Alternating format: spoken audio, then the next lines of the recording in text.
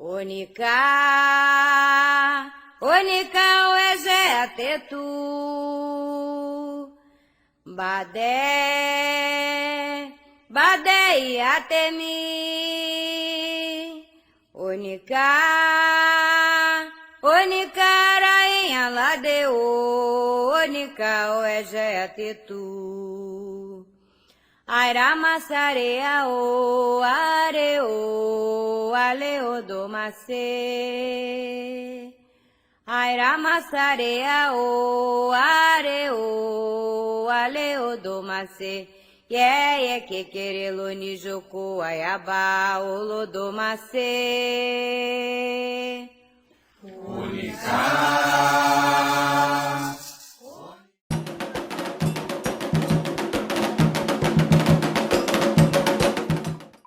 Então, vamos continuar falando sobre o processo de feitura do alafim. A gente viu na nossa vida ou aula anterior que o alafim ele vai passar por um processo de feitura, e é justamente isso que a gente está comentando. Então, a gente já viu o momento em que a pessoa recebe a notícia de que vai se transformar, né, que vai ser o próximo alafim, e aí pode ser o filho mais novo, o filho mais velho, enfim, aquele que as pessoas consideradas como babá alafim, os pais do alafim vão escolher, que eu já falei para vocês dessas 3 categorias.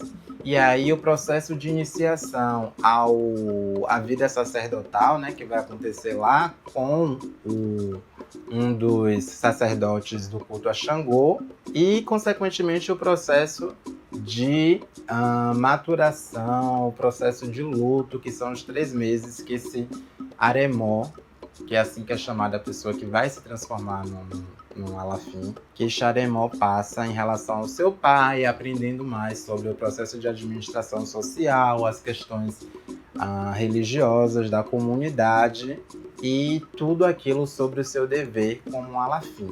Hoje a gente vai falar sobre a segunda ou última parte deste processo, né?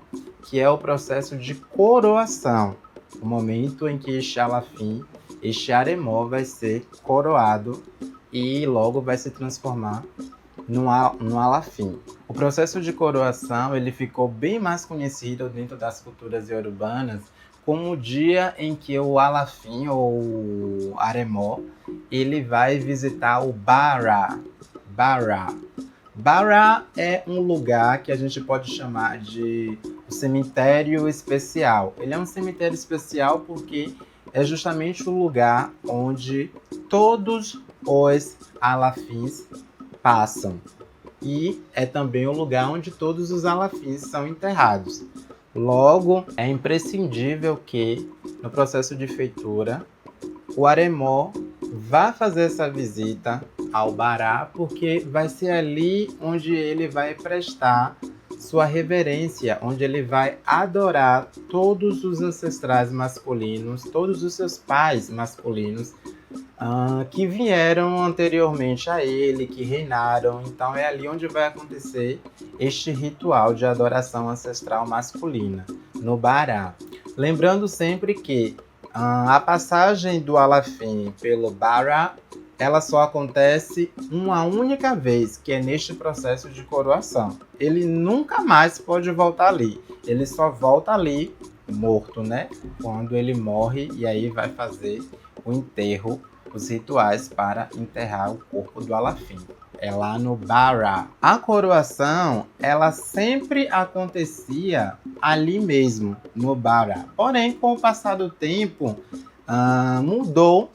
A coroação saiu desse espaço e passou a acontecer em Kossô, que é justamente a cidade, né, o vilarejo onde tem um culto a Xangô. É ali também onde vai acontecer a adoração a este orixá. A sacerdotisa que toma conta e que vai receber o aremó no processo de feitura, né, para alafim, é a Yamodé.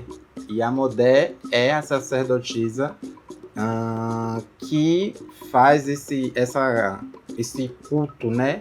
Essa conversação entre o alafim em feitura com os alafins que morreram. Ela é responsável pelo culto ancestral ali dentro da cultura, Yamodé. Então, neste dia em que o Aremó se prepara para dar início, né, ao processo de coroação, ele tem um percurso que é muito específico e que deve ser seguido rigorosamente. Então vamos falar agora um pouco sobre este percurso.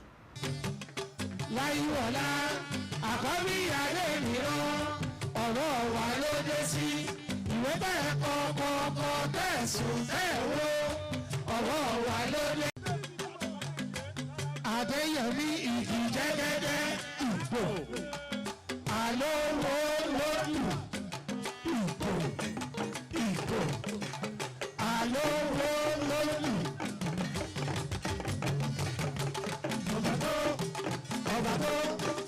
ọba tó láyíwọlá àkọ́bí adé mìíràn ọ̀rọ̀ ọjọ́ mi ni àbúrò ẹni tó lóun làgbà ẹni. Ọ̀rọ̀ ọjọ́ mi ni tó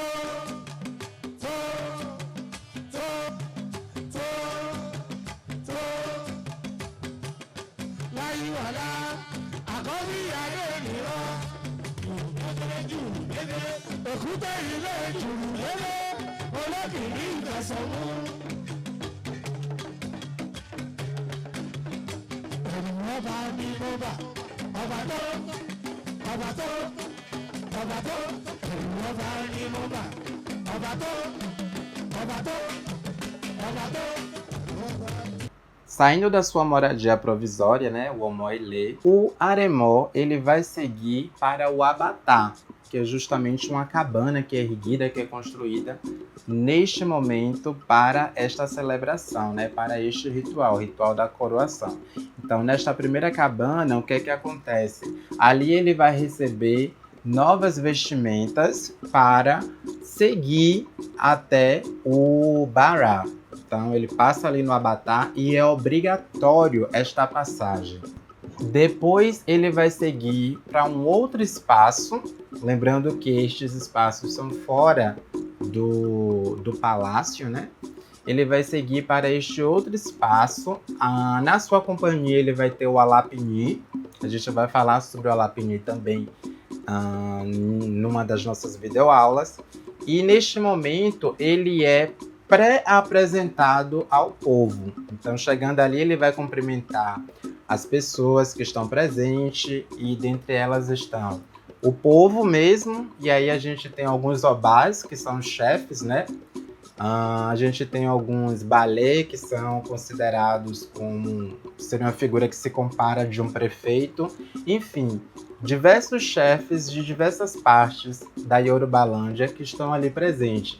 E é de costume, nesse momento, distribuir nós de cola para os chefes, os obás, e também para os membros da família do Aremó. Saindo deste recinto, aí sim ele vai seguir para o Bará e lá ele vai fazer os seus rituais, os seus sacrifícios para pedir a autorização dos ancestrais para governar, para chefiar dentro da Yorubalândia. E uma coisa que acontece dentro deste ritual, dentro dessas oferendas, né, é o sacrifício de alguns animais. E aí, neste momento, sacrifica-se um cavalo, uma vaca e um carneiro. Após o sacrifício desses animais, a carne é imediatamente distribuída para aqueles que estão presentes ali naquele momento. A primeira pessoa que recebe a parte é o Bashorum. E geralmente ele leva assim a grande parte ou as melhores partes dos animais, né? Depois de preparado e tal. E aí as outras partes são distribuídas para os outros obás, para as pessoas que estão ali presentes e participando do ritual do sacrifício. Lembrando que a carne que é dada ali dentro do Bará não pode sair dali de forma alguma. As pessoas têm que obrigatoriamente consumi-las ali mesmo.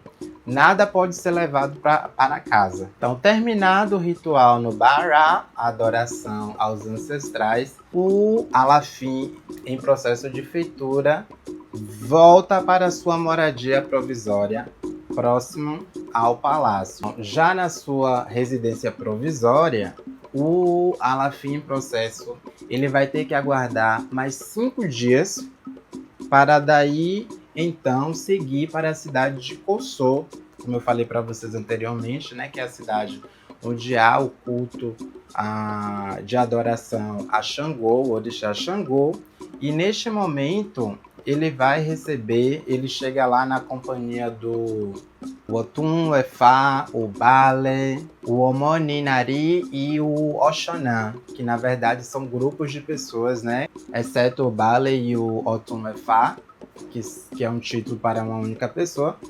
Os outros são categorias que a gente também vai aprender numa outra videoaula. Chegando lá em Cossô, acompanhado dessas pessoas, ele vai receber a coroa, ele vai de fato, né, ser coroado com Alafim, e a pessoa que é responsável por esta coroação é a Iaquerê, a nossa famosa Iaquequerê, né, que é a mãe pequena, que é esta figura dentro da organização social, que é um cargo importantíssimo. A Iaquerê, ela é responsável por entregar o Ejiba, que é justamente uma conta sagrada que o Alafim usa. É ela que entrega para ele também as roupas de Alafim. Ela também entrega a Ede, né, como eu já falei para vocês, a coroa. E ela também é responsável por entregar a espada, conhecida também como a Espada da Misericórdia. Só que a entrega da Espada da Misericórdia é a última parte deste ritual de coroação. E ela não vai acontecer, ela não acontece geralmente nessa entrega ali em Cossô. Então, o rei aguarda mais 5 dias ali em Cossô, né? E daí segue para o templo de adoração de Oramiã. E a espada ela é trazida de Leifé, que é a cidade mística, né, da criação de toda a humanidade, e então ela é entregue para o Alafim pela Iaquerê após esses 5 dias. E aí o ritual vai chegando ao fim, né?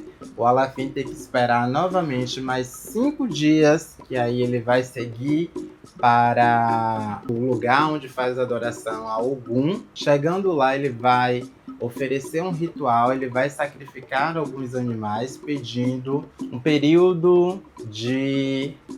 Eu não gosto de usar a palavra reinado, mas vou ter que usar agora, né? Um reinado de paz. Porque quando a gente fala de rei, a gente está comparando essas administrações, a ideia de reinado que é muito europeia. Então eu não gosto, eu gosto de pensar o alafinzado. Então ele vai ali para pedir que ele tenha um período de governança como Alafim, um período próspero, sem guerras, sem brigas, sem violência. E neste momento ele vai sacrificar 3 animais: uma vaca, um carneiro e um cachorro. Se vocês não sabem, o cachorro é o principal animal que é sacrificado em qualquer oferenda para algum dentro da Yorubalândia. Sendo assim, esse animal é indispensável nesse ritual, correndo o risco de não ter aquilo que espera se ele não for ofertado. Coisa que para a gente aqui na diáspora é inadmissível, né? Fazer o sacrifício de um cachorro, ou não faz parte da nossa cultura, não foi uma herança dentro destes processos.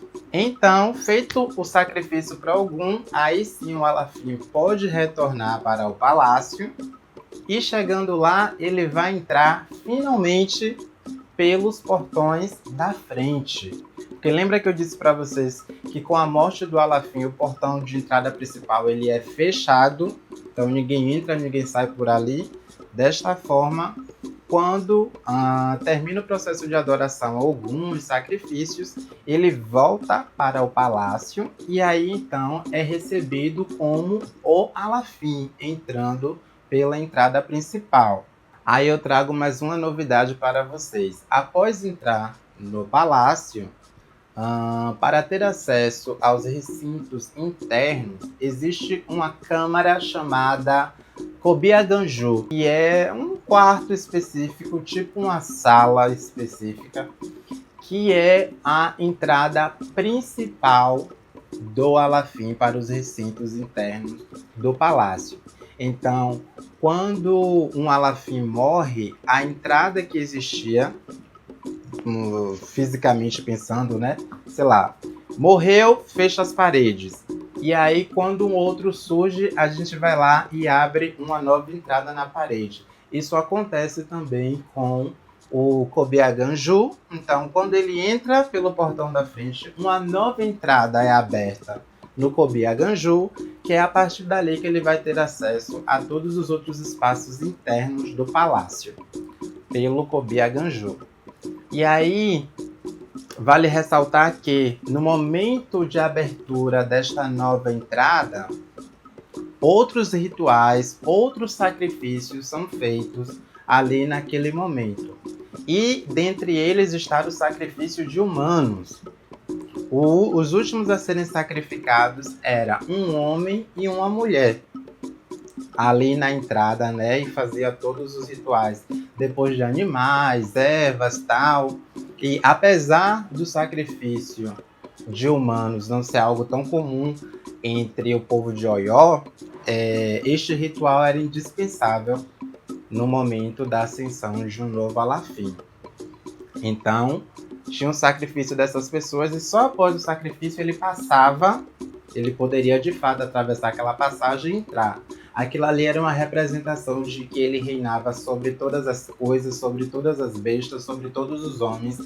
Era uma representação da sua ascensão espiritual, física e social para a comunidade. Então, para a gente finalizar a nossa videoaula falando sobre o Alafim, eu trago uma última curiosidade. O Alafim não pode sair durante o dia. Ele só tem permissão para sair e andar pelas ruas à noite e em noites de lua. Porque não é comum dentro da comunidade que ele ande durante o dia pelas ruas. E aí tem diversas questões que abarcam isso. Dentre elas, a ideia de que sempre que um chefe ele está fora da sua administração, do seu local de administração, toda a locomotiva de administração social deve segui-lo. Logo, o Alafim não podia sair por aí, né? Indo visitar fulano, ciclano durante o dia, indo para outras cidades, porque aí toda a administração teria que ir com ele, sendo assim, toda a cidade ficaria em alerta pelo que poderia acontecer naquele momento. Então ele só é permitido andar pelas ruas à noite e em noites de lua cheia. Então, pessoal, gostaram da videoaula? Eu espero que sim, viu? Por hoje é só, nos vemos na nossa próxima videoaula. Odabo!